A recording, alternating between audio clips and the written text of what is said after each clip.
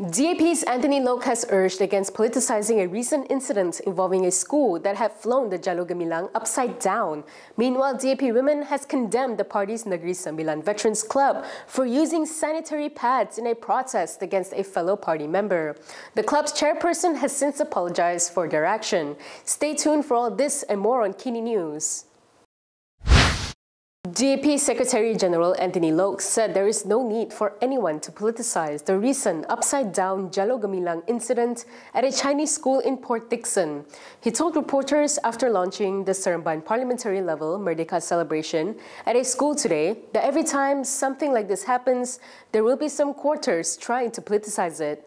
Yang pertamanya memang kita memberikan peringatan kepada semua orang supaya jangan memandang remeh kepada bendera kita.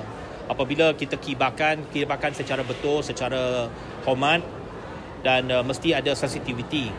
Tetapi kadang-kala ada kesilapan-kesilapan yang mungkin tidak disengajakan. Dan kita serahlah kepada pihak yang tertentu. Dalam kes ini, sekolah perlu memberikan laporan kepada Kementerian Pendidikan. Jadi tak perlulah mana-mana pihak untuk cuba mengambil peluang ataupun mengambil peluang ini untuk mempolitikkan isu-isu seperti ini. Yesterday, Education Minister Fadlina Sidek said her ministry will take action against SJKC Chonghua in Port Dickson, where the Jalur Gemilang was flown upside down. She also said her ministry is waiting for a full report on the results of the investigation into the incident. She added that the ministry has reminded all quarters about this issue multiple times, and when they receive the full report, they will take strict action. Earlier this morning, UMNO Youth Chief Dr. Akmal had commented on the issue. He questioned how students will be taught the right values when even the national flag is put up upside down, stressing that the national flag must be honoured, not desecrated. Akmal decried what he described as a recurring pattern of offence followed by apologies. He said they have long emphasized that severe punishment must be given to those who disrespect the Malaysian flag. He added that it's hard to believe the mistake wasn't noticed unless someone was deliberately ignoring it. With this, Akmal urged the Education Ministry to take stern action before this becomes something that is trivialized, where people just do it first, apologize later, and think it's settled. Yesterday, Education Minister Fadlina Sidek vowed that strict action would be taken. Meanwhile, the school SJKC Chonghua has since apologized for the August 1st incident, saying that it received the information around 5 p.m. and took corrective measures immediately. In a joint statement issued by the school board, administration, and parent-teacher association, it explained that the error occurred during flag installation before the end of working hours. However, it said due to carelessness, one of the flags was installed upside down. The incident was recorded by the public and uploaded to social media. An act by Negeri Sembilan DAP veterans has drawn fire not for the message, but the way the group carried it out. DAP Women condemned their use of sanitary pads to ridicule a party member, calling it harmful and tone-deaf. Speaking to Malaysiakini, Wing Chief Teo Nie Ching said that while the public display of sanitary pads has, in some civic moments, served to challenge period stigma and normalise a natural bodily function, using them as a prop for mockery has the opposite effect. She said using it as tools of attack or ridicule only reinforces the shame and stigma long associated with menstruation. She pointed out that some girls miss school because they can't afford them, and yet here they are wasting large quantities of sanitary pads just to mock their political rivals. Federal territories, DAP Women also criticized the stunt, urging party members to express disagreements in respectful, constructive ways. They said actions like this harm not just political discourse, but the dignity of women. Still on the topic, Negeri Sembilan DAP Veterans Club chairperson Lee Kong Hing has apologized for his actions. At a press conference in Seremban today, Lee said he did not intend to offend or discriminate against women. He explained that he was just using the sanitary pad as a prop. He said he used it since it is airtight and waterproof because the state DAP committee didn't speak up, and that was what he was trying to express. He added that if what he did was insulting, then he would just say sorry. He apologizes a bit. However, he claimed that he had received calls from some women who told him they were not offended by his actions. Lee further stated that he did not expect the matter to escalate to this extent. He reiterated his protest is against the decision to nominate Vincent Wu, a DAP Central Executive Committee member whom Lee labeled as an outsider, as a senator representing Negeri Sembilan. However, he said the Negeri Sembilan DAP Veterans Club had no choice but to accept the decision, as the state leadership had refused to reverse it.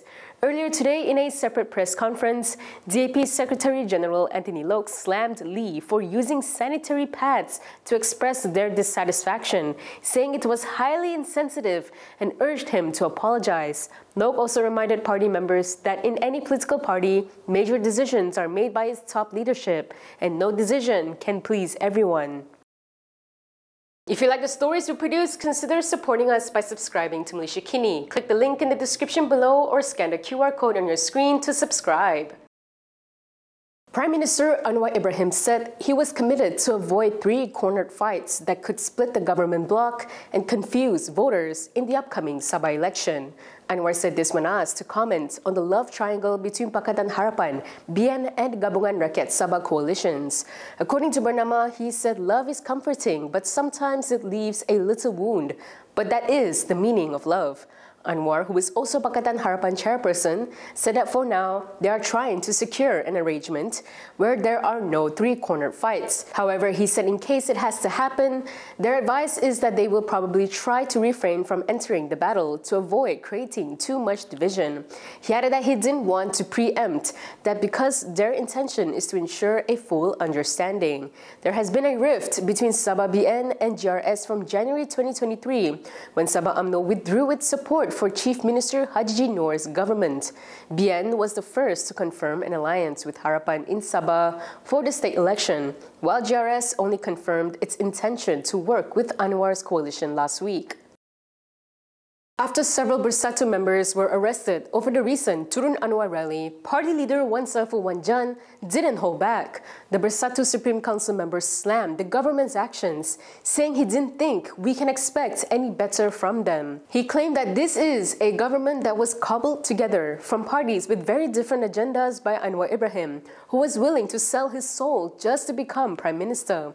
He questioned how we can expect anything else from this government. He said the arrests were completely unnecessary and added that it confirms the government does not uphold constitutional rights to freedom of speech and assembly. On July 28th, Bersatu Division Chief Badrul Hisham Shaharin, also known as Che Gubart, was detained after a police report was lodged over the rally. Badrul's lawyer, Rafiq Rashid Ali, said an investigation paper was opened under Section 14 of the Minor Offences Act for insulting behavior and Section 504 of the Penal Code on intentional insult with intent to provoke a breach of peace.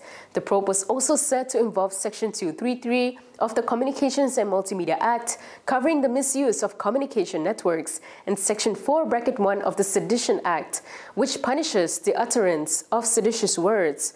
The following day, police arrested Perak Bersatu Youth Organizing Secretary Furkan Hakimi and another party member, Shafiq Aziz, over the rally. On Friday, it was announced that the United States had lowered tariffs on Malaysian goods from 25% to 19%. A Pakatan Harapan leader said this proves that Prime Minister Anwar Ibrahim's steady diplomacy and strategic engagements are bearing fruit. We carried out a poll to find out what our viewers thought about the tariff reduction and its impact on Malaysia. Let's take a look at the results. 50% of over 7,000 people that voted said that it is a big win for Malaysia and proof of Anwar's leadership. Meanwhile, 35% said it is too early to celebrate and a tariff is still being imposed on Malaysia. 11% was skeptical, saying that a small reduction doesn't mean much in the long term. Several voters brought up how Boeing planes will be purchased as part of the deal. A voter also pointed out that the US had imposed 10% tariff on Singapore and their ministers had not praised their leader.